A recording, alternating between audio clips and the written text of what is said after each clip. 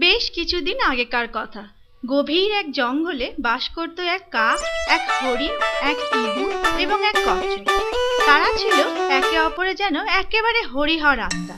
সুখে দুঃখে বিপদে সম্পদে সর্বদাই বজায় ছিল চারজনের অকৃত্রিম বন্ধুত্ব। একদিন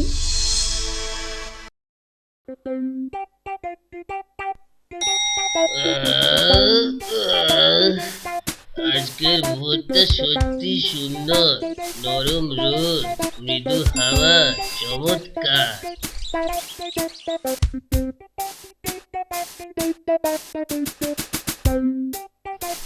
আরে, কাছিম ভাই বেরিয়ে পড়েছে খাবার খোঁজার তাগিদ, বড় তাগিদ। কাক কাছিমকে ডাকতে যাবে এমন সময় হঠাৎ কোথা থেকে একটা জাল এসে পড়ল কাছিমের উপর।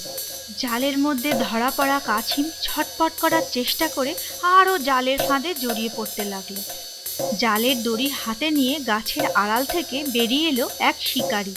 তারপর যা বাবা, কাছিমকে তো কাঁধে নিয়ে শিকারি হাঁটা দিল। এখন কি করি? যাই, সবার আগে ইঁদুর আর হরিণকে খবর দিই। কাক উঠতে শুরু করলো এবং সোজা এসে পৌঁছলো ইঁদুরের বাসার সামনে। তারপর ওরে ইঁদুর, ইঁদুর, এক্ষুনি বেরিয়ে আয়, ভয়ানক বিপদ। কি হয়েছে? কি হয়েছে? এক্ষুনি হরিণ ভাইয়ের কাছে যেতে হবে, চ শিগগিরি। আরে, বিপদটা কিসের তা বলবি তো? আর বলিস না, কাছিম ভাইয়ের বড় বিপদ। শিকারির জালে আটকা পড়েছে কাছিম ভাই। চল শিগগির হরিণকে গিয়ে বলি, কিছু একটা করতে হবে। হ্যাঁ হ্যাঁ, চল তাড়াতাড়ি। এরপর কাক ও ইঁদুর যত তাড়াতাড়ি সম্ভব পৌঁছলো হরিণের ডেরায়। হরিণ দূর থেকেই তাদের দেখতে পেয়ে, আয় আয়, বসে একটু গল্প করা যাক। সময় নেই, এক্ষুনি বেরোতে হবে। কাসিম ভাইয়ের ঘোর বিপদ, এক্ষুনি চলো। কেন, কি হয়েছে? কাছিম ভাইকে জালে বেঁধে কাঁধে ফেলে এক শিকারি চলেছে গঞ্জের পথে। কাছিম ভাইকে বাঁচাতে হবে, তাড়াতাড়ি চল, তাহলে আর কোনো আশা নেই। হ্যাঁ, চল চল।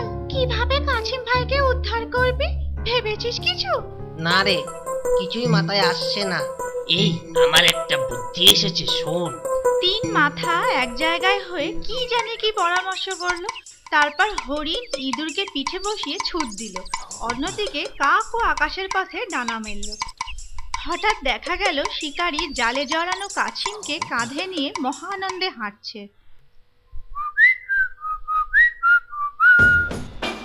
আজ বাড়ি গিয়ে বলতে হবে কাছিমের মাংসটা জমিয়ে রাখতে। উফ, বহুদিন বাদে জমিয়ে খাওয়া যাবে। হঠাৎ শিকারী দেখতে পায় দূরে একটা হরিণ পড়ে আছে, আর একটা কাক হরিণটার ওপর বসে তাকে ঠোকরায়। জয় বনদেবতা, এই যে হরিণ দেখছি, কোনো গন্ধও তো নেই। মনে হয় সদ্যই মরেছে হরিণটা। হরিণের মাংস আর ভাত, কার মুখ দেখে যে আজ চোখ মেলেছিলাম।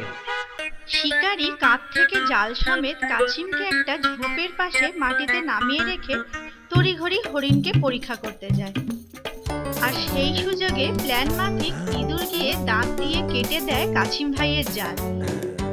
আর দুজনে মিলে দূরে ঝোপে গিয়ে লুকিয়ে মজা দেখে।